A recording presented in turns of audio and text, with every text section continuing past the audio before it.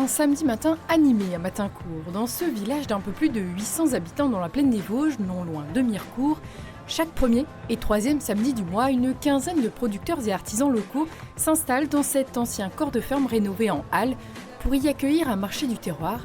Et ça fait 10 ans que ça dure. Ce qu'on veut, c'est effectivement faciliter l'activité économique de ces producteurs et artisans et puis créer effectivement une cohésion sociale, du lien social dans la commune. Et depuis qu'on a créé effectivement ce marché-là, on sent effectivement quelque chose de nouveau sur Matincourt, des liens très forts. Je le redis, le bistrot du marché, c'est peut-être rien, mais c'est très important pour certains qui arrivent dès le matin et qui restent toute la matinée ici à Matincourt, voilà, pour partager un verre entre amis, en famille.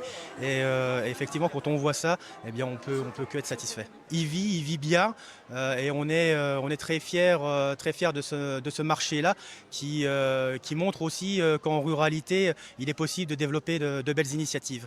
Et les initiatives ne manquent pas dans la commune, à l'image du bistrot du marché, tenu à tour de rôle par la petite dizaine d'associations que compte le village, ou encore une démarche habituellement développée dans les grandes villes, le budget participatif. Depuis peu, Matincourt a mis en place le sien. On a voulu le faire aussi sur un côté pédagogique, voilà, pour expliquer aux gens comment fonctionne aussi un budget communal, les contraintes qu'on peut avoir, leur expliquer que les projets ne peuvent pas se faire du jour au lendemain. Et donc voilà, on a lancé ce premier budget participatif, donc il faut qu'il se fasse connaître aussi. On a réussi effectivement à avoir plusieurs propositions de projets. Il y a eu un vote qui a été réalisé au mois de juin. Les habitants ont choisi la mise en place d'un banc sur les hauteurs du village. D'autres projets pourraient être soumis au vote dans les prochains mois. Proposition a été faite de reconduire le dispositif en 2025 pour une enveloppe de projet de 5 000 €.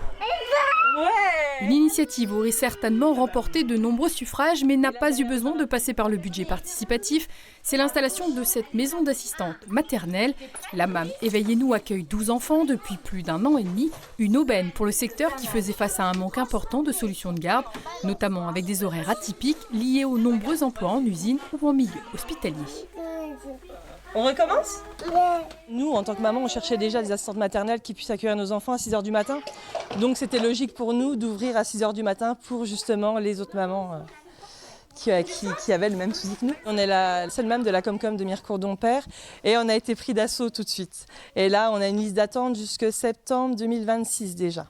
Donc les prochains enfants qu'on peut accueillir seront en septembre 2026. Preuve que le service manquait à Matincourt et dans les communes aux alentours est pourtant essentiel pour maintenir les familles dans le monde rural, un monde qui voit émerger de nombreux lieux de convivialité. Le quartier des Bons Amis en est un exemple. Après une fermeture d'1 an et demi, le bar du village a rouvert ses portes début septembre. C'est un lieu de convivialité où on aime retrouver les jeunes, les moins jeunes, faire des journées de jeux de société, faire des soirées avec des planches apéritives où c'est qu'on puisse se retrouver. Je ne connais pas Matincourt depuis très longtemps, mais le peu que je puisse entendre, apparemment, c'est quelque chose d'important. Et en tous les cas, les gens jouent le jeu. Parce que je vois beaucoup de gens de Matincourt, ils se déplacent, ils viennent voir, ils ont leur curiosité et apparemment ils s'y plaisent. En tous les cas, je l'espère. Convivialité et service aux habitants, la commune de Matincourt, par ailleurs lauréate au programme Village d'avenir, ne manque pas d'atouts, écoles, services de santé et activités économiques, et pourrait encore faire parler d'elle avec un projet de résidence senior, un projet au service selon le premier édile d'une solidarité rurale, vivante et dynamique.